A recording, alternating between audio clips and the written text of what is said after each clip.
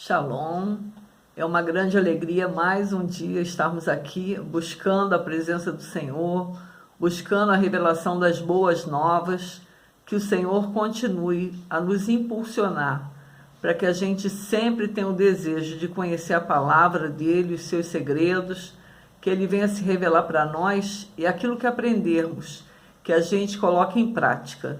Que eu tenho certeza que nesse tempo o Senhor tem nos dado essa medida para que a gente cresça na graça, para que a gente cresça na força e no poder do Senhor Jesus. Então, mais uma vez, vamos lá, e hoje nós vamos estudar Mateus 23. Eu espero que você tenha lido, e agora que você possa tirar algumas dúvidas, tá bem? Nesse capítulo, Jesus faz duras críticas aos escribas e fariseus, principalmente ao ensinar e não praticar. Não praticar o que eles ensinavam, né? A serem duros com os outros, mas eles mesmos não cumprirem a lei. Fardos pesados para o outro carregar nos ombros, mas eles não moviam nem um dedo para empurrar o fardo.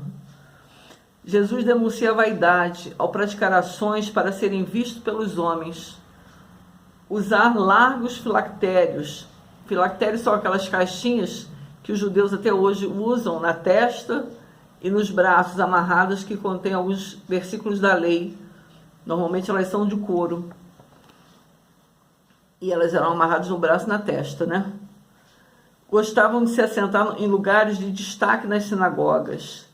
Quando ele fala de rabi, mestre, está se referindo que os fariseus e escribas querem louvores e glórias não merecidas. Porque o louvor e a glória é para Deus, né? Critica os elogios públicos, declara que só há um mestre e o restante todos são irmãos. Jesus está se declarando o próprio mestre e Deus o próprio Pai. Ele faz essas declarações, né? A partir do versículo 13, Jesus traz da imagem de um Jesus doce e manso, que a gente vem acompanhando, né? Ele tem sempre essa postura para um discurso rígido de correção. E faz 7 acusações explícitas contra os escribas e fariseus. Aqui, quando ele diz, né, quando a gente lê, a impressão que dá, e na verdade é como Jesus fala, que todos os fariseus e escribas são hipócritas. Mas com certeza no meio deles tinham pessoas justas, pessoas sérias, né? Mas aqui ele generaliza. E as acusações são: 1. De impedir que as pessoas que estão entrando, isso é, que estão chegando para o reino, que estão se achegando a Jesus, que se rendam a Jesus. Eles impedem, eles atrapalham, enfim, eles fazem de tudo para que as pessoas não alcancem a Jesus. E o Senhor acusa-os fortemente, né?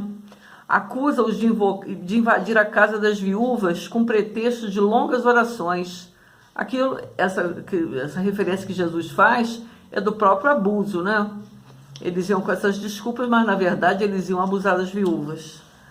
Fazer prosélito convertido ao judaísmo, a gente já viu, e não cuidar deles, porque quando você traz alguém para o seio da religião, você tem que cuidar dela, mesmo nos dias de hoje, né?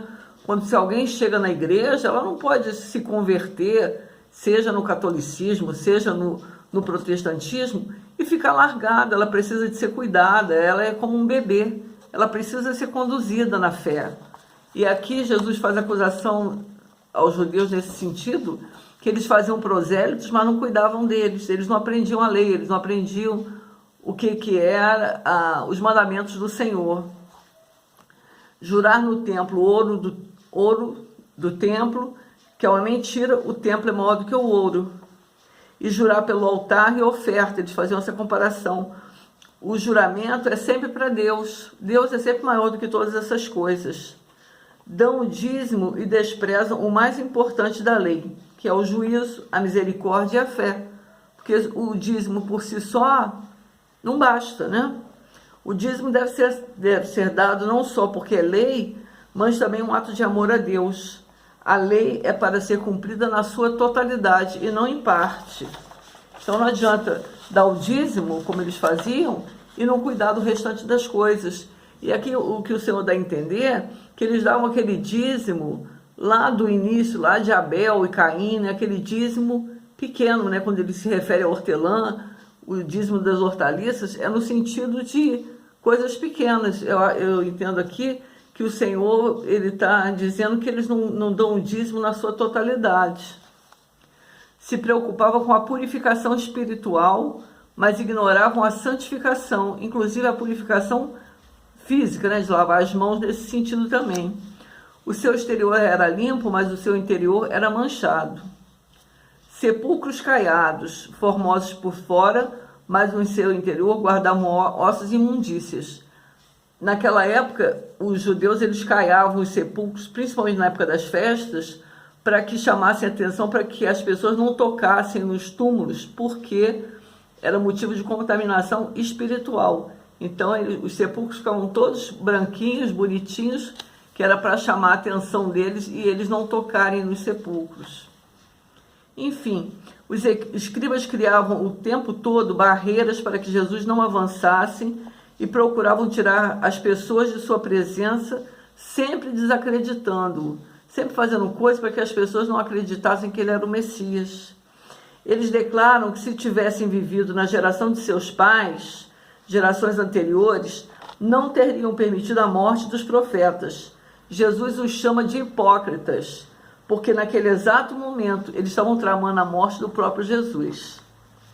No final, Jesus diz que muitas vezes quis ajuntar o povo com a sua proteção e eles rejeitaram.